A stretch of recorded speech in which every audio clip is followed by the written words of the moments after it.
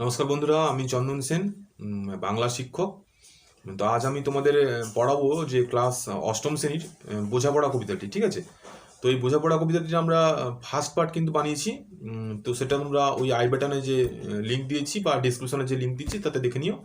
তো ওইখানে রয়েছে। তো ওই ফার্স্ট পার্টটা তো কিন্তু তোমরা অবশ্যই দেখো, নাহলে কিন্তু সেকেন্ড পার্টটা তোমরা বুঝতে পারবে না। ঠিক আছে? তো ফার্স্ট পার্টটা দেখার পরে এটা দেখো। তো আমরা যা পড়িয়েছিলাম ফার্স্ট পার্টে, তো সেটা পুরোপুরি গল্প ছিল এবং তার লাইন বাই লাইন অ্যানালিসিস ছিল। তো তার সেকেন্ড পার্ট কিন্তু আমরা এবারে এটা করছি। ঠিক আছে? তো এটা দেখার আগে কিন্তু অবশ্যই ফার্স্ট পার্টটা দেখে নিও। ঠিক আছে? এবারে এটা দেখার পরে আমরা বইটা শেষ করবো। শেষ করার পরে আমরা প্রশ্নোত্তর আলোচনা করবো আমরা পরের ভিডিওতে। ঠিক আছে?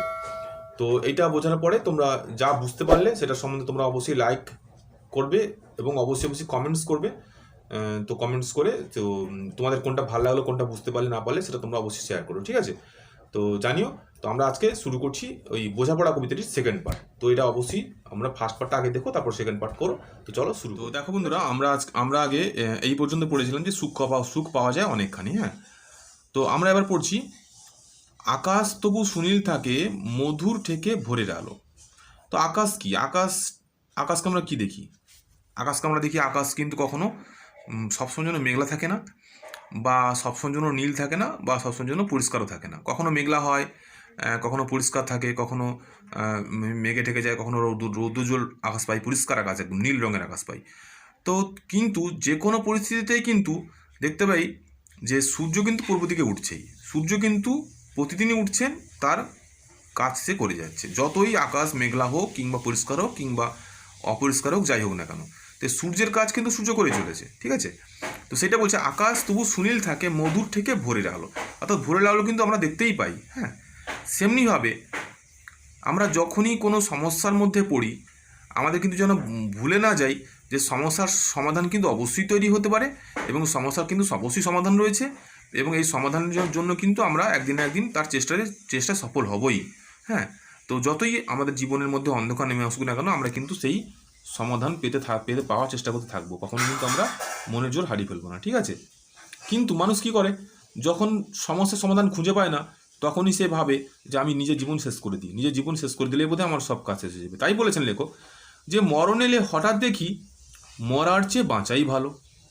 অর্থাৎ মরণকে আমরা সবাই পেতে চাই। অর্থাৎ যখন আমরা কোনো কাজ খুঁজে পাই না, অর্থাৎ কোনো কিছু আমাদের জীবনের আসার আলো দেখতে পাই না, তখন কিন্তু মনে হয় যেন আমরা মরে যাই, মরে গেলে যেন সব কাজ শেষ হয়ে যাবে। কিন্তু ব্যাপারটা তা নয়।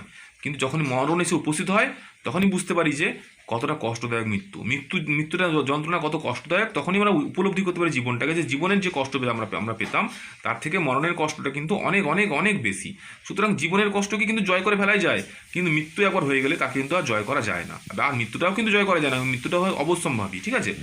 তো সেই জন্য তখন আমরা বুঝতে পারি যে যখন মরণ আসে, তখন কিন্তু আমরা বুঝতে পারি যে তার থেকে জীবন কতটা বাঁচার ছিল, জীবন কতটা উপভোগ্য ছিল, জীবন কতটা কষ্ট কম ছিল। তখন আমরা কিন্তু বুঝতে পারি।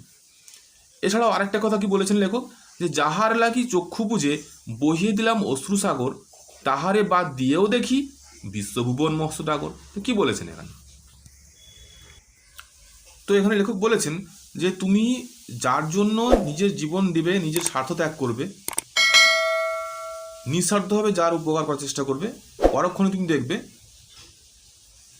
যে সে কিন্তু তোমার থেকে অনেক বেশি সুখে আছে। এবং আমাদের জীবনে যখন একটা বিষণ্ণ বা কষ্ট আমাদের জীবনে আসে, তোমরাও কোনো সময় পেয়েছো, তখন মনে হয় যে আমাদের পৃথিবীটা যেন অন্ধকার হয়ে গেছে। হ্যাঁ, আমাদের আর জীবনের মধ্যে সব শেষ, আমরা যেন আর জীবনের মধ্যে কোনো কিছু খুঁজে পাবো না। হ্যাঁ, তো আমরা শুধু সেই দুঃখের সাগরে ভেসে থাকি, এবং আমাদের সেই দুঃখের মধ্যে জীবনটাকে নিমজ্জিত করে ফেলি। আমরা ভাবি যে আমাদের জীবনের মধ্যেই লেখা আছে কষ্ট, আমাদের কপালের মধ্যে কিন্তু কষ্ট লেখা আছে। ব্যাপারটা কিন্তু তা নয়। তো এর বাইরে কিন্তু আমরা কখনো দেখি না যে সেই কষ্টের বাইরে কিন্তু আরও রয়েছে জীবন। অর্থাৎ আমি যে কষ্টের মধ্যে নিজের জীবনটাকেই আমার পৃথিবী বানিয়ে ফেলেছি, কষ্টের পৃথিবী বানিয়ে ফেলেছি, তার বাইরে কিন্তু একটা বিশ্ব রয়েছে, তার বাইরে কিন্তু একটা ভুবন রয়েছে।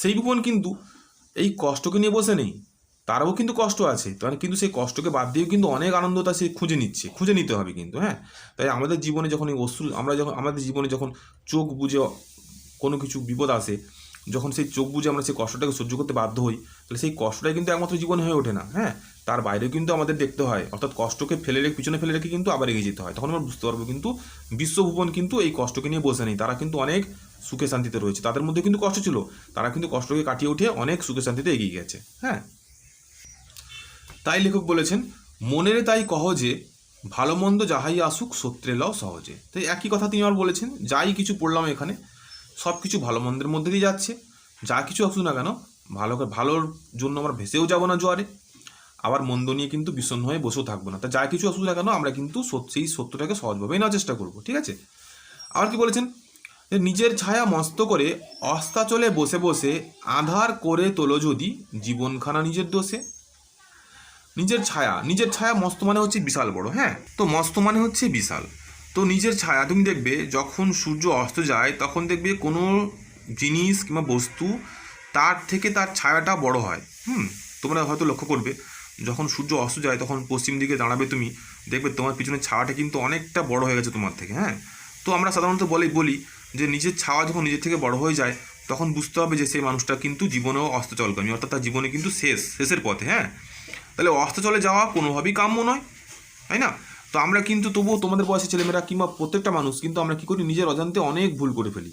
হ্যাঁ, হয়তো সেই সময় আমাদেরকে বাধা দেয় যে এটা করিস না সেটা করিস না, কিন্তু তা সত্ত্বেও আমরা কিন্তু কখনো সেটা শুনি না।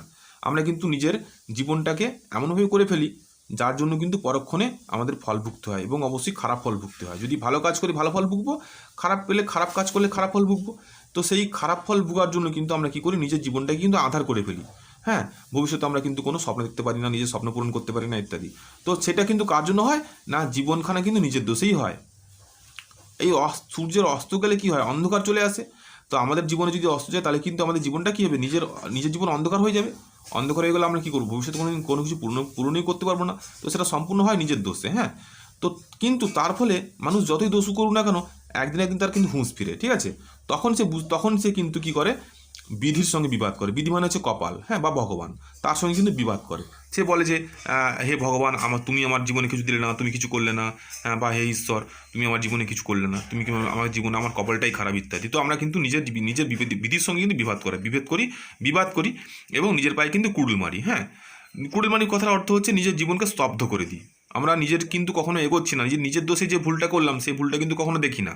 সেই ভুলটাকে বাদ দিয়ে কিন্তু আমরা সবসময় যেন কপালকে দোষ দিই যে আমার কপালে এটা ছিলই না, আমার কপালে এটা হবেই না। হ্যাঁ, ভগবান আমাকে দেখেন না, আশীর্বাদ করেন না ইত্যাদি। তো এটাই করি।